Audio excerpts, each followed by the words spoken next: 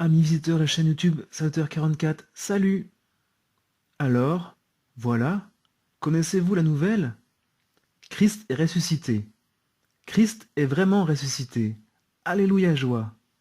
Et ça, c'est vraiment une excellente nouvelle.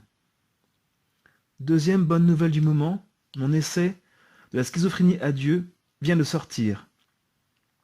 Après près de 17 ans de travail, et être reparti de zéro il y a près de 3 ans, les efforts ont enfin porté leurs fruits.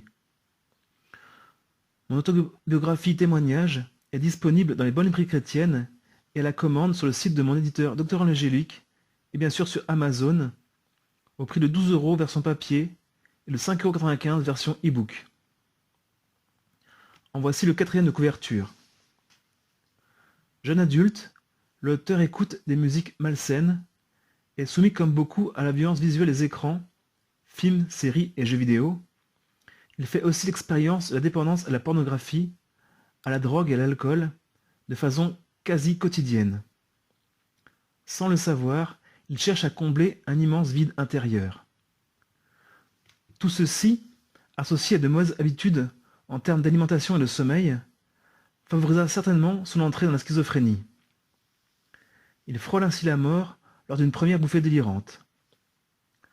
Après des années de combat et de souffrance, et grâce à des rencontres, la présence de Dieu se développe en lui, ce qui lui est d'une grande aide. Vous découvrirez au fil de ces pages le récit de son passage progressif vers la foi. Fin de citation. Le côté obscur de la force, avec tout cela comporte de péchés et d'actes mauvais, est diamétralement à l'opposé de ce que je souhaite partager dans cet ouvrage. J'ai réduit au maximum l'évocation de ces faits pour me concentrer ainsi sur l'expression de ma foi en Dieu et de mon expérience de catholique pratiquant. Voici une petite présentation de ma vie. L'auteur, Ludovic Pott, 42 ans, aide-soignant de formation, souffre de schizophrénie depuis 20 ans. Après avoir découvert Dieu, pensant que c'est sa vocation, il entre en tant que postulant dans un monastère bénédictin. Après une période de cessation de 33 mois, il n'est finalement pas mis dans l'ordre à cause de sa fragilité psychique. Il décide alors d'écrire le témoignage de sa conversion à la foi catholique et de son expérience de la miséricorde qui l'ont sauvé des conséquences fatales de sa maladie. Fin de citation. Voici maintenant la table des matières. Introduction. Premier chapitre, flashback, le grand saut. Deuxième chapitre, mon enfance. Troisième chapitre, mon adolescence. Quatrième chapitre, la vie étudiante. Cinquième chapitre, mon entrée dans la vie active. Sixième chapitre, première bouffée délirante. Septième chapitre, découverte de la foi. Huitième chapitre, voyage au Japon. Neuvième chapitre, sur le chemin de Saint-Jacques de Compostelle. Dixième chapitre, étrange lumière. Onzième chapitre, les indignés. Douzième chapitre, pèlerinage en Israël. 13e chapitre, mon arrivée à Compostelle. 14e chapitre, mon expérience de Medjugorje. 15e chapitre, découverte du monastère. 16e chapitre, accepté comme postulant. 7e chapitre, nouveau départ, Lourdes. Enfin, conclusion.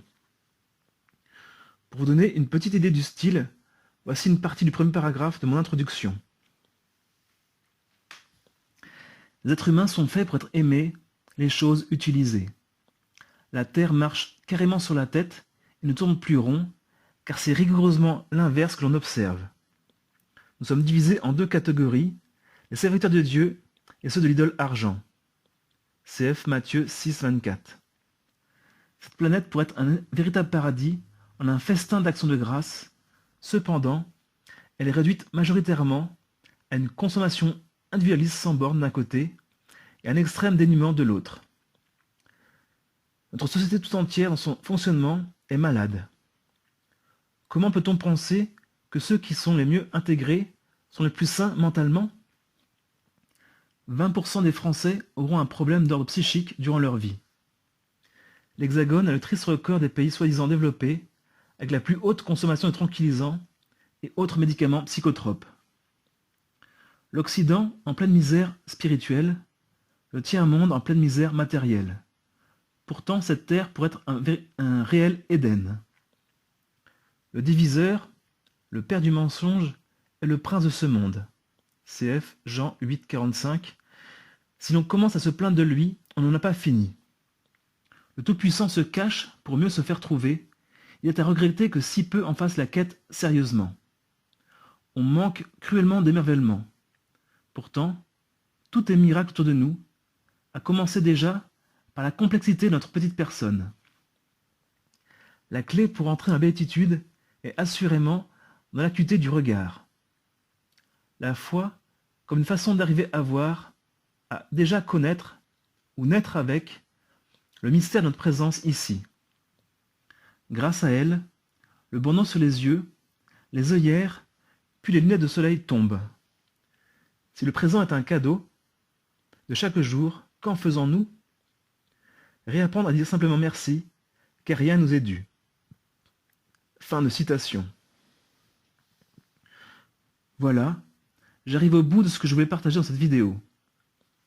Que Dieu vous bénisse, qu'il vous garde en sa paix, et que son visage s'illumine sur vous, pour enfin vous faire quitter ces phases de carême, et pour vous donner désormais et à jamais des gueules de ressuscité.